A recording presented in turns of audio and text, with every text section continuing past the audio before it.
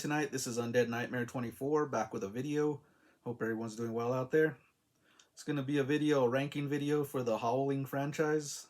I haven't seen this in years as well. I decided to revisit them and give you guys my opinions and thoughts and rank them in the order I liked. So everyone sit back, relax, enjoy, and let's get into this franchise ranking of the Howling. So it's gonna be there's 8 films in the franchise. So this is gonna be from 8 to 1, 8 being the worst, 1 being the best. And these are just my opinion and thoughts, guys. So let's get it started. We're gonna start at number 8. My number 8 pick is going to be the Howling 7, the Bad Moon Rising. And this is gonna be at the bottom of the list, basically, because it feels like a pretty much a TV movie. It is like a country-like film. It This one I watched and it was like slow pace. You're gonna hear that a lot through this franchise. It was very slow. You hardly got any action. I'm the type of horror fan that needs the kills and the action in horror films. So this one didn't really deliver in that. The werewolf in this film pretty much tracks its prey, and it turns into like this red vision, kind of infrared style, kind of. And I thought that just made the scene just look worse. It wasn't done very well, so that kind of knocked me off on the film. There was, like I said, the setting was all right. They had some like cheesy one-liners that I just smirked at. I really didn't find too funny. They tried to be, I think, too hard to be funny in this one. It does connect with which one is it? Howling 5 Rebirth. This does connect to that film. I just thought it wasn't executed right. That's why it's at the bottom of the list. And the ending wasn't the greatest either. So that's going to be at number 8, The Howling 7, Bad Moon Rising. Okay. That's now at number 7. This is going to be The Howling Part 4, The Original Nightmare. Okay, and The Howling 7 was from 1995. The Howling 4 is going to be from 1988. This one, again, had a great premise. It just was really slow again. It just, a lot of scenes that just went on, not too much action, and the wolf's barely seen in this film, the werewolves, which I thought was kind of a downfall to it as well. There's a nightmare sequence, tries to take it a little supernatural, like Nightmare on Elm Street like, and I don't think it was that effective that way. Um, some of those nightmare sequences were weak. The ending did pick up. I did enjoy the ending in this film. It did have some great practical effects and a pretty solid ending, but I thought it was just done too late, not enough to save the film. So that's why I have it at number 7. It's gonna be Howling 4, the original Nightmare at number 7. Number 6, I got the Howling 5, the Rebirth. It's from 1989, and this one has like a castle setting, and you have these people just traveling, and they go to this like ancient castle, which pretty much has a werewolf in there, just waiting, and it pretty much plays that who is it, who's the werewolf, kind of like the way The Thing does. Like, you can't trust anybody, anyone could be the werewolf and stuff. Even though The Thing's alien, but this is a werewolf. It has that premise. So again, another slow-paced film. It did have some pretty decent kills though. Um, what else? Again, the werewolf very lurks. You see him, but you see shadows of him for a long time, which I thought was a little disappointing. The story was pretty decent. My favorite out of this film was the castle setting. I like that like gothic castle setting. I thought that was cool. And again, the ending let me down in this one. I wanted a whole lot more.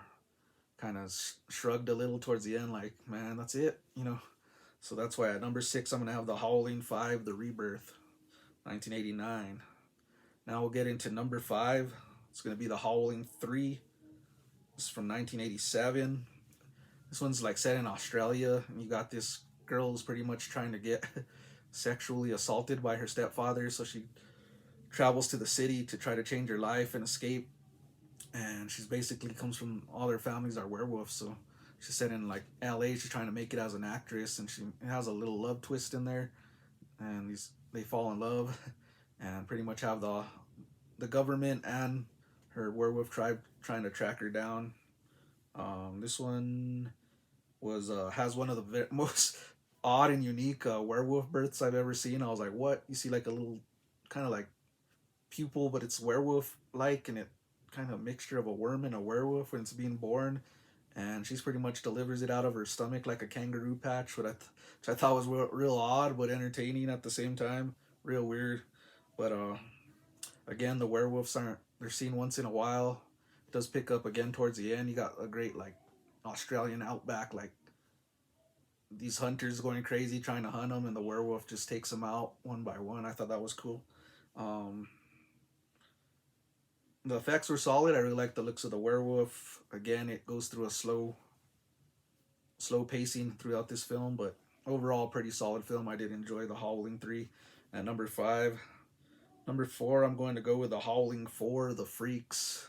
Now this one was fun. This one's like had a '90s vibe all the way through the film, and you got a great cast as the villain from Die Hard. That he's always menacing. I like him, and he plays a villain in this one as well. Um, you also got like a carnival and like freaks. I love horror films having to do with like carnivals and like freaks. That right away sells me. So I thought this setting was awesome. This is different because it's like you got like there's freaks and then there's like a werewolf and also there's a vampire. I thought that was pretty cool. They battle it out. And it's just all around fun. This film, I really enjoyed it. Definitely a gem from the '90s. That's the Halloween 6. Apologize for that. The Freaks from 1991 at number 4. So we're gonna get into number 3 here. I'm gonna go with this was the surprise of the franchise to me. I went into this one with low expectations and ended up enjoying it.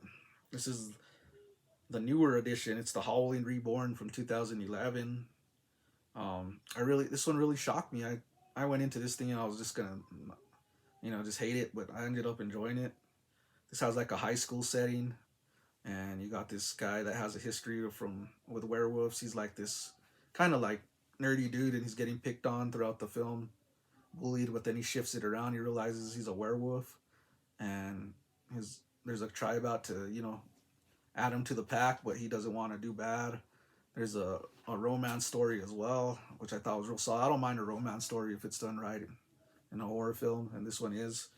And you just got him. He's trying to battle there's a good and bad werewolves through this film. And I just thought it was real enjoyable. The effects are pretty cool. You do have some CGI in it, but there's some practical as well. And I thought the werewolves looked cool. That's pretty much all the film. I really enjoyed the story. It satisfied me. This was pretty much the hidden gem in the franchise.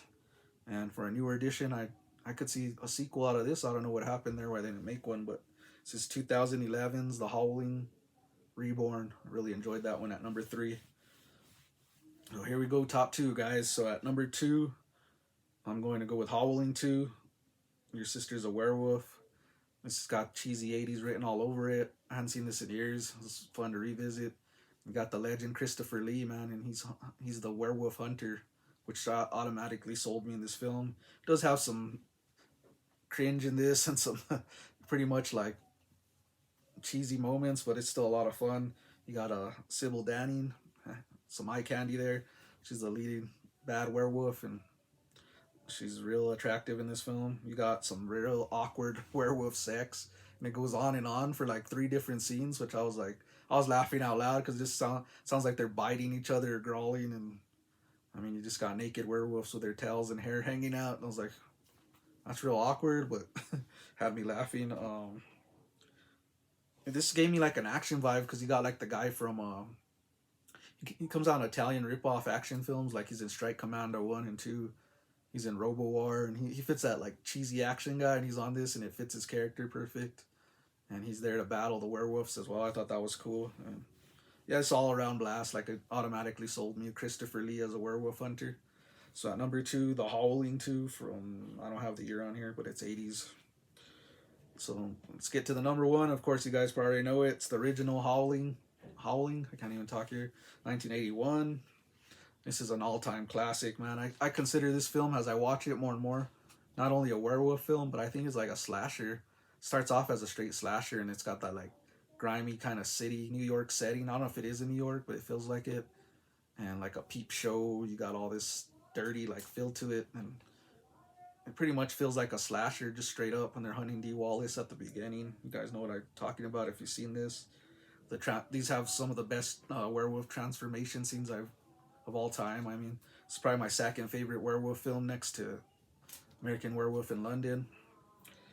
Um, the kills are awesome. I just like the all around setting when they go out to that retreat, whatever it is, or that getaway. It's just awesome and all around good. And the ending just always sticks in my head. I just love it. And there's like a saying where the werewolf's like at the end, they're like, how do you want your hamburger? She's like, rare, and then it just shows like a bloody hamburger patty. I thought that was cool, man. It just makes me laugh and great, cringe at the same time. So number one, I'm gonna go with 1981's The Howling. Of course, I couldn't go against that one. So that is my thoughts and opinions, guys, on the Howling franchise. It was a blast to revisit. Let me give you guys a recap. At number 8, we got The Howling 7, Bad Moon Rising. Number 7, we got The Howling 4, The Original Nightmare. At number 6, we got The Howling 5, The Rebirth. At number 5, we got The Howling 3. Number 4, we got The Howling 6, The Freaks. Number 3, we got The Howling Reborn. Number 2, we got The Howling 2. And number 1, The Original Howling. So that is my rankings, guys. Thought and opinions. Hit a like, comment, subscribe. Have a great week. And stay safe, be kind to each other.